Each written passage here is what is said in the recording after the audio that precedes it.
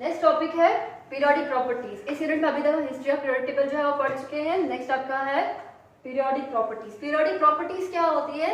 The properties which depend upon the electronic configuration. The properties which are related to the electronic configurations are called periodic properties। और यही periodic properties क्या होती है? Gradually या तो increase होती है या तो डिक्रीज होती है या फिर रिपीट होती है आफ्टर फिक्स्ड इंटरवल हम बोल सकते हैं। ठीक है, तो कौन कौन सी पीरियोडिक प्रॉपर्टीज है आपने इस यूनिट में पढ़ना है। एटॉमिक रेडियस के बारे में, आयनिक रेडियस के बारे में, आयनाइजेशन एनर्जी के बारे में, इलेक्ट्रॉन की एंथैल्पी है, इलेक्ट्रोनेगेटिविटी है, एज वेल एज वैलेंसी है। ये सब पीरियोडिक प्रॉपर्टीज आपने इस यूनिट में जो है वो पढ़नी। सबसे पहले हम स्टार्ट करेंगे पहली periodic property, that is atomic radius. Atomic radius क्या होता है? तीन तरह के रेडिया होते हैं। एक होता है कोवेलेंट रेडिया, एक होता है मेटालिक रेडिया और एक क्या होता है आपके पास वैन डेर वाल्स रेडिया। सबसे पहले बात करेंगे कोवेलेंट रेडिया। कोवेलेंट रेडिया क्या होता है? सपोज करो मेरे पास क्या है, मेरे पास हाइड्रोजन मॉलिक्यूल है। ठीक है, हाइड्रोजन मॉलिक्यूल में एक हाइड्रोजन एटम है। ठीक है, ये एक हाइड्रोजन मॉलिक्यूल है जिसमें दो हाइड्रोजन एटम जो है वो बॉन्डेड है bye means of a covalent bond. ये जो बीच में प्रेजेंट है ये क्या है आपका? ये कोवेलेंट बॉन्ड है। ठीक है, लेकिन होमो एटॉमिक मॉलिक्यूल्स की बात होगी। सपोज करो O2 की बात है, F2 की बात है, N2 की बात है, ठीक है, H2 की बात है। इन सब में क्या होता है आपके पास? कोवेलेंट बॉन्ड जो है वो प्रेजेंट होता है। ठीक है, सपोज करते हैं ये मेरे पास एक हाइड्रोजन मॉलिक्यूल है और ये मेरे पास क्या है? ये दूसरा हाइड्रोजन का मॉलिक्यूल, ये इनका न्यूक्लियस है। ठीक है, यहां से यहां तक आपका क्या है? ये मेरे पास जो है हम बोल सकते हैं बॉन्ड, बॉन्ड लेंथ हम बोल सकते हैं। इसी बॉन्ड लेंथ का अगर मैं बोलूं कि इस वाले एटम का जो रेडियस है वो इतना है, या इस वाला, अब ये तो मैंने ज्यादा ओवरलैपिंग दिखाई, लेकिन यह होता है पूरा हाफ हाफ करके होता है। इस वाले का जो है यहाँ पे, ठीक है, इसका मतलब यहाँ से यहाँ क्या पूरी बॉन्ड लेंथ जो होती है, क्या ये इसका जो है वो कोवेलेंट रेडियस है एक वाले हाइड्रोजन एटम का? नहीं है। ठीक है, तो कोवेलेंट रेडियस क्या होता है? दिस इज द, मैंने बोला कि ये मेरे पास थोड़ा सा मैंने जो है वो बड़ा बना दिया, अब इतना बना दो। ठीक है, यहाँ से यहाँ तक जो है ये हाफ है, यहाँ से यहाँ तक जो है वो इसका हाफ है। इसका मतलब बॉन्ड लेंथ का जो हाफ होता है सिंपल वो क्या होता है आपका? कोवेलेंट रेडियस होता है। सो हम लिख सकते हैं it is the half of the distance between the center of the nucleus of two neighboring atoms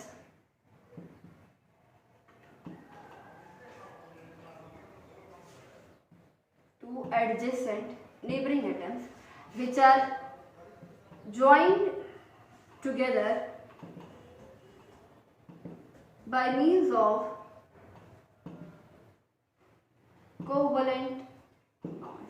ठीक है, कोवेलेंट बॉन्ड से ये जो है वो क्या होते हैं? जुड़े हुए हैं। ठीक है, तो इसी का मेरे पास क्या है? अगर मैं बोलूं इसका आधा, ठीक है, इस बॉन्ड लेंथ का जो आधा होता है वो क्या होता है आपका? मेरे पास दो सिमिलर एटम है। ठीक है, हाइड्रोजन मॉलिक्यूल जो है वो बहुत सारे जो है वो हो सकते हैं। हाइड्रोजन मॉलिक्यूल में जो है वो हजारों किस्म के जो है H2 मॉलिक्यूल हो सकते हैं, और इसी H2 मॉलिक्यूल में दो नेबरिंग सिमिलर एटम है, उनके बीच में बॉन्ड है कोवेलेंट बॉन्ड, और इसी का जो कोवेलेंट बॉन्ड का हाफ ऑफ द डिस्टेंस है वो कहलाएगा एक एटम का एटॉमिक रेडियस। ठीक है, so atomic radius is the distance between the centre of the nuclear. ठीक है, centre of the half of the distance बोला, मतलब यहाँ से लेके यहाँ तक, यहाँ आगे आधा होगा बीच में। half of the distance between the center of the nuclei of two adjacent neighboring atoms which are joined together by means of covalent bond। यहाँ से यहाँ तक इसका जो है वो एटॉमिक रेडियस होगा, यहाँ से यहाँ तक इसका कोई जो है वो एटॉमिक रेडियस होगा। नेक्स्ट होता है आपका क्या? ये था covalent radius. Second is van der Waals radius या van der Waals radius. Van der Waals radius क्या होता है कि हेटेरो न्यूक्लियर जो मॉलिक्यूल होता है, सपोज करते हैं मेरे पास HCl है, एक हाइड्रोजन है और एक क्लोरीन है, यहाँ पे भी HCl है, यहाँ पे भी HCl है। ठीक है, इधर भी मेरे पास क्या है? क्लोरीन और H है, इधर भी मेरे पास HCl है। ऐसे ही दो एग्जांपल्स मैं देती हूँ खाली। वैन डेर वाल्स रेडियस का मतलब होता है it is the half of the distance between the center of the nucleus, center of the nuclei of two adjacent similar atoms belonging to two neighboring molecules of the same substance in the solid HCl है, ठीक है।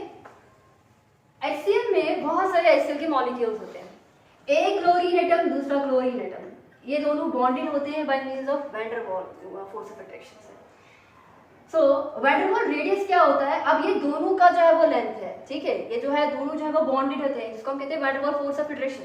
इसी van der Waals force of attraction का जो आधा होता है, आधा हिस्सा होता है, वो इस क्लोरीन मॉलिक्यूल या इस क्लोरीन एटम का क्या कहलाएगा, वैन डेर वाल्स रेडियस कहलाएगा। वहीं इस वाले क्लोरीन एटम का क्या कहलाएगा, वैन डेर वाल्स रेडियस कहलाएगा। सो क्या होता है van der Waals radius, this is the half of the distance between the centre of the nuclei of two adjacent similar atom. ऐसा नहीं करना है एक हाइड्रोजन और दूसरे के क्लोरीन के साथ, क्लोरीन क्लोरीन होगा, हाइड्रोजन हाइड्रोजन होगा, उससे क्या हो गया, van der Waals force of attraction हो गया। So half of the distance between the center of the nuclei of two adjacent similar atom belonging to two neighboring molecule, एक HCl से दूसरे HCl से, जो सब के सब जो है वो एक ही सबस्टेंस को जो है वो बिलोंग कर रहे हैं। पूरा मॉलिक्यूल क्या है आपका HCl है, इसको हम क्या कहते हैं, वैन डेर वाल्स रेडियस कहते हैं, ठीक है। नेक्स्ट होता है आपका जो थर्ड रेडियस होता है वो होता है metallic radius.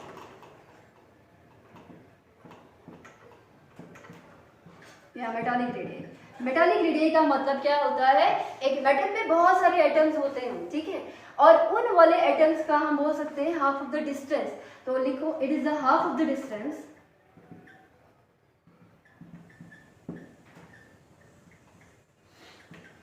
Between the centre of the nuclei of two adjacent atoms in the metallic crystal। Metallic crystal में बहुत सारे एटम जो है वो क्या होते हैं, प्रेजेंट होते हैं, बहुत सारे एटम जो है वो क्लोजली पैक्ड होते हैं। अगर सपोज करो मैंने ये दो एटम लिए, इनका न्यूक्लियस ये है, ये दोनों जो है वो जुड़े हैं बाय मींस ऑफ हम से किसी भी बॉन्ड से, ठीक है, फोर्स ऑफ अट्रैक्शन से। इसी का जो आधा लेंथ होगा, सपोज करो ये एक एटम है मेरे पास, ये क्या है, ये दूसरा वाला एटम है मेरे पास, इसका न्यूक्लियस यहाँ पे, ये इसका न्यूक्लियस है, ये दोनों जो है मेटालिक क्रिस्टल से जो है वो क्या कर रहे हैं, बिलोंग कर रहे हैं। यहाँ से यहाँ तक की डिस्टेंस ये कहलाएगा इस वाले एटम का मेटालिक रेडियस, यहाँ से यहाँ तक का डिस्टेंस ये कहलाएगा इस वाले एटम का रेडियस, मेटालिक रेडियस। सो मेटालिक रेडियस क्या होता है, half of the distance between the centre of the nucleus of two adjacent atom जो बिलोंग कर रहा है किससे, ये एक मेटालिक क्रिस्टल है, ठीक है, इसको हम क्या कहते हैं, मेटालिक रेडियस। सबसे पहले इस चीज को याद रखना कि इन सब रेडियस में सबसे बड़ा वाला जो रेडियस होता है वो क्या होता है, वो होता है वैन डेर वाल्स रेडियस। सबसे बड़ा जो होता है जिसका साइज होता है, ठीक है, लेंथ होती है, उसको हम कहते हैं, वो होती है आपकी van der Waals radius. Next होता है मेटालिक रेडियस, और सबसे छोटा जो होता है वो होता है आपका कोवेलेंट रेडियस, ठीक है। वैन डेर वाल्स इसलिए होता है क्योंकि जो दो नेबरिंग मॉलिक्यूल होते हैं वो कंप्लीटली जो है वो नजदीक नहीं आ सकते हैं, ठीक है, जितना आ सकते हैं उसी का हाफ ऑफ डिस्टेंस जो होता है वो कहलाता है आपका वैन डेर वाल्स रेडियस, ठीक है। अब पढ़ते हैं एटॉमिक रेडियस जो है। अब ये तो हमने जान लिया कि एटॉमिक रेडियस तीन तरह के होते हैं, कोवेलेंट रेडियस होता है, वैन डेर वाल्स रेडियस होता है और मेटालिक रेडियस होता है। नेक्स्ट है आपके पास वेरिएशन ऑफ, इसी में बोल रही हूँ, एटॉमिक रेडियस की बात हो रही है, ये पूरा एटॉमिक रेडियस में ही चल रहा है। Variation of atomic radius down the group and across the period. Periodic table में जब अक्रॉस द पीरियड चलते हैं या फिर डाउन द ग्रुप चलते हैं तो उस केस में एटॉमिक रेडियस जो है वो इंक्रीज होता है या डिक्रीज होता है, वो पढ़ना है। सबसे पहले देखेंगे हम across the period. Across the period याद रखना हमेशा एटॉमिक रेडियस जो होता है वो डिक्रीज होता है, but there are some exceptions also. Atomic radius across the period क्यों डिक्रीज होता है? सपोज करते हैं, मैंने लिखा यहाँ पे lithium, beryllium, boron, carbon, nitrogen, oxygen, fluorine. इसका 3 होता है, इसका 4, 5 एटॉमिक नंबर, 6, 7, 8 एंड 9। इन सब में ये जो होते हैं ना, ये सेकेंड पीरियड से जो है वो बिलोंग करते हैं। फर्स्ट पीरियड में हाइड्रोजन हीलियम होता है, सेकंड में जो है ये सब है। इसका मतलब इस सेकंड पीरियड में इन सब में जो शेल है वो क्या है? वो 2 शेल। इधर भी 2 शेल है, यहाँ पे भी है, यहाँ पे भी, यहाँ पे भी, यहाँ पे भी, यहाँ पे भी, और इस वाले केस में भी जो है वो 2 शेल्स ही हैं, ठीक है। यहाँ पे 3 इलेक्ट्रॉन 3 प्रोटॉन है, इसके से 5 इलेक्ट्रॉन 5 प्रोटॉन है, यहाँ पे 8 proton as well as 8 electrons है, और यहाँ पे क्या है 9 प्रोटॉन्स है 9 इलेक्ट्रॉन्स है, ठीक है। अब यहाँ पे क्या है, शेल्स जो है वो 2 ही है, इधर भी शेल्स जो है वो क्या है मेरे पास वो 2 ही है। लेकिन जैसे जैसे मैं अक्रॉस द पीरियड चलते हैं, जो न्यूक्लियर चार्ज होता है वो क्या हो रहा है? वो इंक्रीज हो रहा है, न्यूक्लियर चार्ज इंक्रीजेस। यहाँ पे जो है प्लस 4 है, यहाँ पे क्या है +9 है, यहाँ पे +6 है, यहाँ पे क्या है +9 है। शेल जो है वो कांस्टेंट है, 2 शेल हर एक में जो है हर एक एटम में यहाँ पे प्रेजेंट है। लेकिन जो न्यूक्लियर चार्ज हो रहा है वो क्या हो रहा है? वो इंक्रीज हो रहा है। न्यूक्लियर चार्ज जब बढ़ता है, आपके पास यहाँ पे न्यूक्लियस है, इधर आपके पास क्या है, सपोज करो ये आपके पास क्या है बैलेंस शेल है, जिसमें क्या आपके पास इलेक्ट्रॉन है। न्यूक्लियर चार्ज जितना ज्यादा होगा वो इलेक्ट्रॉन को क्या करेगा? अपनी तरफ अट्रैक्ट करेगा, जिसकी वजह से क्या होगा? जो शेल होता है लास्ट वाला शेल वो क्या होता है? वो कंट्रैक्ट होता है, और जिसकी वजह से जो आपका एटॉमिक रेडियस होता है वो क्या होता है? वो डिक्रीज होता है। सो अक्रॉस द पीरियड चलने पे क्या होता है? Atomic radius decreases because nuclear charge increases. Electron भी इंक्रीज होते हैं, but the effect of nuclear charge है वो यहाँ पे ज्यादा प्रोनाउंस होता है, because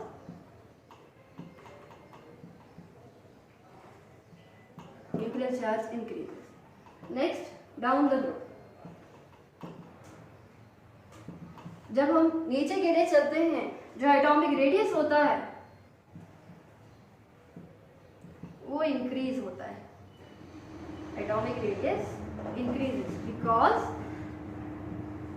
number of shells increases. और किसकी वजह से? Shielding effect increase. मैंने बोला सपोज करते हैं मेरे पास क्या है, लिथियम है, सोडियम है, पोटेशियम है, रुबिडियम है, चलो यहाँ दे देते हैं। इसमें 2 शेल होंगी, 3 होगी, 4 होगी, 5 होगी। जैसे जैसे हम नीचे चलते हैं, जो नंबर ऑफ शेल्स होती है वो क्या होती है? वो इंक्रीज होती है। न्यूक्लियर चार्ज भी बढ़ता है, लेकिन इस केस में जो इफेक्ट होता है नंबर ऑफ शेल्स का वो क्या होता है? वो ज्यादा होता है, जिसकी वजह से जब शेल्स बढ़ेंगी तो जाहिर सी बात है साइज भी क्या होगा? वो भी इंक्रीज होगा। दूसरा मैंने यहाँ पे लिखा है शील्डिंग इफेक्ट भी बढ़ता है। शील्डिंग इफेक्ट का मतलब क्या होता है? सपोज करो मेरे पास यहाँ पे न्यूक्लियस है, ये मेरे पास जो है वो अंदर वाली कोई शेल होगी, और बाहर वाली जो है वो सपोज करते हैं ये जो है वो बाहर वाली शेल है। ये जो इंटरमीनिंग आपके पास शेल होती है, इसमें जो इलेक्ट्रॉन होते हैं ये क्या करते हैं? ये शील्ड करते हैं आउटर मोस्ट इलेक्ट्रॉन को from attraction to the nucleus. इस इफेक्ट को हम कहते हैं स्क्रीनिंग इफेक्ट या फिर शील्डिंग इफेक्ट। ये जितना इसको स्क्रीन करेंगे इतना ये न्यूक्लियस जो है वो इसको अट्रैक्ट नहीं कर पाएगा। इसका मतलब अट्रैक्शन नहीं होगी तो साइज क्या होगा? ऑटोमेटिकली इंक्रीज होगा। अट्रैक्शन की वजह से कंट्रैक्ट होता है साइज, वेयरएज अट्रैक्शन जब नहीं होती है तो साइज क्या होता है? वो एक्सपैंड होता है, ठीक है। सो ये था अक्रॉस द पीरियड क्या होता है, और डाउन द ग्रुप क्या होता है। अगर हम इसी में आयनिक रेडियस की भी बात कर रहे हैं, एटॉमिक रेडियस के साथ साथ ही क्या है? Ionic radius.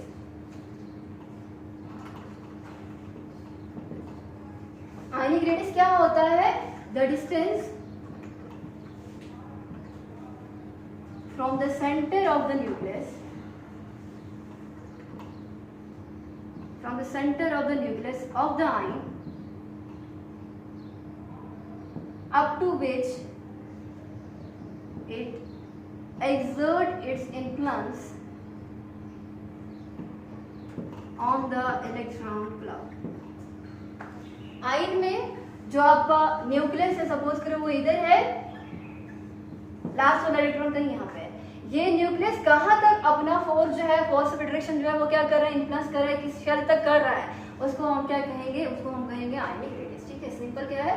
The distance from the centre of the nucleus of the ion up to which it exerted influence on the electron cloud. तो जाहिर सी बात है लास्ट वाले शेल तक का जो इलेक्ट्रॉन होगा, इन दोनों के बीच का जो डिस्टेंस होगा उसको हम क्या कहेंगे? आयनिक रेडियस कहते हैं। सेम अगर हम यहाँ पे अक्रॉस द पीरियड और डाउन द ग्रुप की बात करें, इस केस में भी सेम होगा, across the period ionic radius decreases, whereas down the group ionic radius क्या होता है वो इंक्रीज होता है। और रीजन जो है वो सेम जैसे एटॉमिक रेडियस पे बोला वैसे ही जो है वो इस केस में भी होगा। लेकिन यहाँ पे कुछ कैरेक्टरिस्टिक्स होते हैं। The size of cation is always smaller than the size of neutral atom। Suppose करते हैं मेरे पास सोडियम है, सोडियम ने एक इलेक्ट्रॉन लूज किया, मेरे पास बना Na पॉजिटिव। ये मेरे पास न्यूट्रल सोडियम एटम है, ये मेरे पास क्या है सोडियम आयन। अगर इसकी बात करें 11 यहाँ पर होंगे इलेक्ट्रॉन्स और 11 यहाँ पर क्या होंगे वो प्रोटॉन।